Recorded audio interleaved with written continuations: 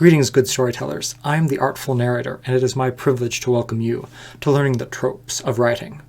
Today we're going to be taking a look at your classic criminal or evil empires, and the thugs, goons, guards, crooks, cronies, phony sphinx, ne'er-do-wells, henchmen and women that may work therein, who can all sort of be described under the blanket term of mooks.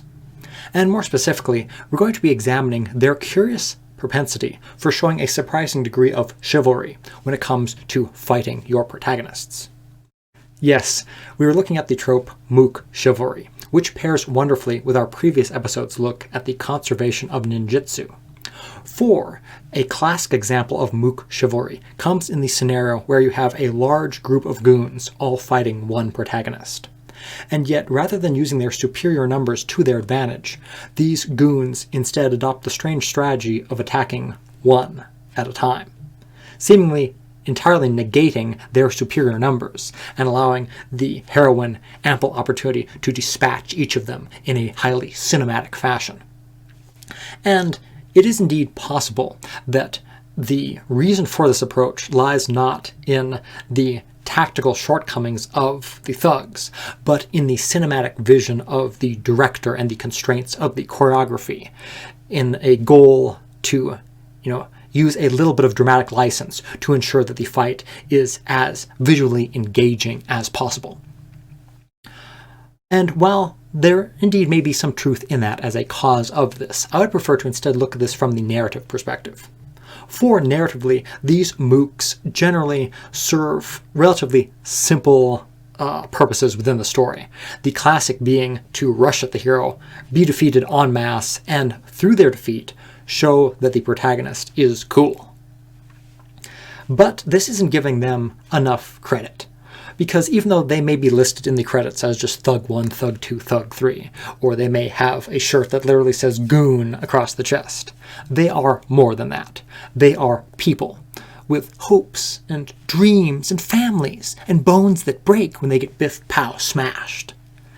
They are people with an understanding of self-preservation and the ability to read a fight. And so in your classic Batman 1966 TV series example, you have cronies that are going up against, whether they fully understand it or not, a billionaire with a utility belt that has a solution to literally everything. And all they have is their, crooks and cronies to either side, the shirts on their backs, and maybe some penguin umbrellas if they're lucky.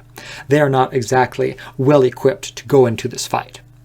Right? And regardless of what level of hubris they may possess, as what sort of, inflated self-view of, yes, I know 100 different groups of goons have failed in the past, but dang it, we're going to be the ones to take down the bat this time.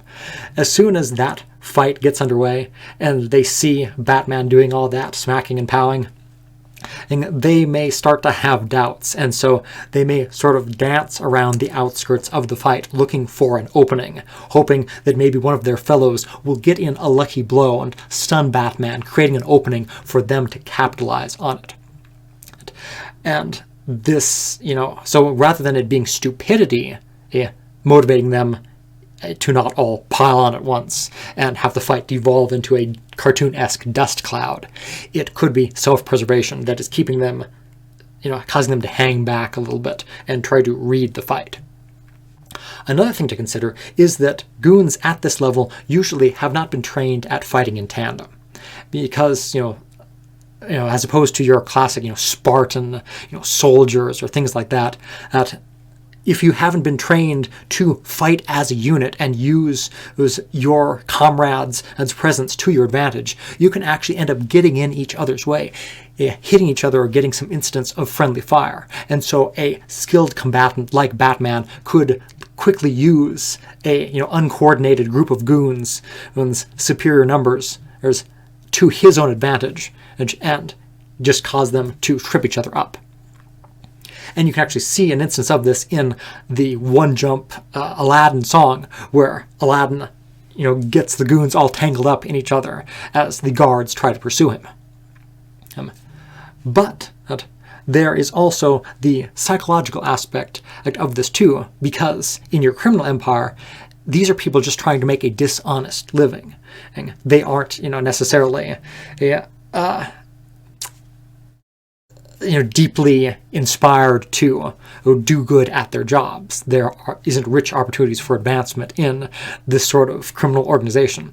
And so all it takes is a few good punches from Batman, and the dental damage that will do will cause them to remain stuck in a life of crime in a perpetual cycle as they try to pay off the dental bills from the last time that Batman beat them up.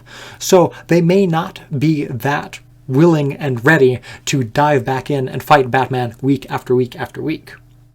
But let's say instead that you have a evil empire scenario.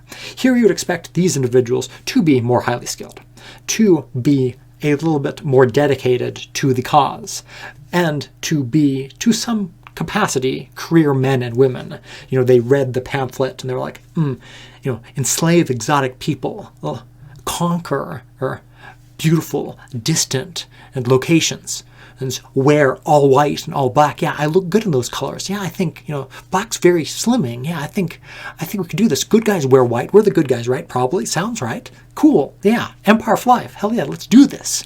But what they soon realize, much to their chagrin and perhaps horror, is that those rich opportunities for advancement and that upward mobility that the pamphlet promised comes at the cost of their superiors being force-choked and killed by Darth Vader. So you're in this scenario where you maybe don't want to do too good at your job. You don't want to find yourself getting promoted to the bridge and suddenly having Darth Vader tell you that you failed him for the last time. And what is going to get you promoted faster than capturing some of the heroes of the rebellion? So no, you want to just sort of keep your head down, do a decent job, not too good, not too bad, just passable, so that you can just stay in there, earn your money, support your family, hopefully be in there for the long run and not be destroyed when the Death Star inevitably blows up. But another classic example of Mook chivalry comes in the scenario where you have a bunch of goons with ranged weapons and engaging the hero.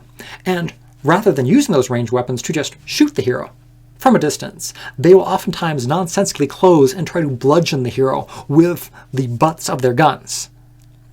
And you could believe that this is some extension of plot armor, or that the thugs know that. You could believe this is some extension of plot armor, and that this is just the storyteller pulling the strings to give the hero a greater chance to survive, because the hero can survive multiple hits from the butt of a gun, but he cannot really survive being shot that much unless he's bulletproof. But I would argue that perhaps this isn't the storyteller or being a little bit cliche in his writing. I would argue that maybe this is the goons being exceptionally genre savvy, because perhaps they realize that, unfortunately, tragically, they did attend the Imperial Marksman Stormtrooper Academy, and so as such, even though they've got that ranged weapon, they can't hit the broadside of a barn with it.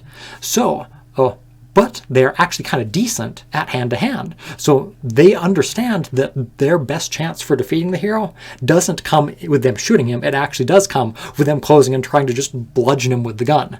Now, is this a shortcoming in their training and their preparation? Of course it is. But, things are tough all over, and sometimes academic institutes just, can fail us. And this is certainly a shortcoming in your evil empires. So I would instead applaud these thugs, these mooks, these goons, for having the wherewithal to read the situation and recognize their own shortcomings, and try to instead make the most of a bad situation. Will it pan out for them? Probably not. But hey, they're using tactics. But, all silliness aside, one example of this trope being subverted brilliantly, and proof to you that subverting it can have wonderful benefits for your story, comes in the movie Captain America: Winter Soldier, and the, some could say, legendary scene where Cap gets into the elevator and realizes that he is surrounded by Hydra agents. Before we get started, Does anyone want to get out?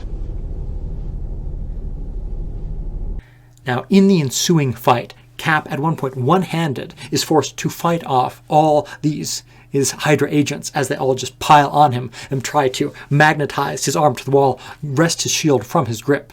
And even though he is a super soldier, you feel how they are using tactics and their superior numbers to their advantage. And in a fight that is very, very chaotic, very frenetic, Cap manages to prevail despite the odds. And what you get is the best of both worlds and the absolute ideal outcome for any fight.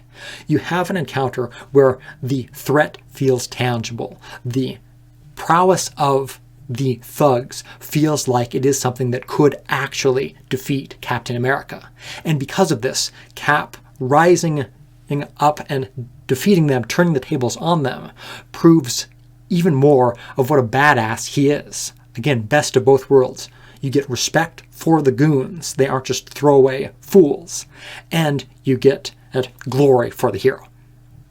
So I would suggest that the next time you look at a fight in one of your stories, that either you consider subverting these Mook chivalry tropes and giving your thugs the respect of having them actually be good at their jobs, or instead mine this situation for humanity and humor by allowing these thugs to be people with the ability to read a scene and decide that, maybe I'm just not being paid enough for this.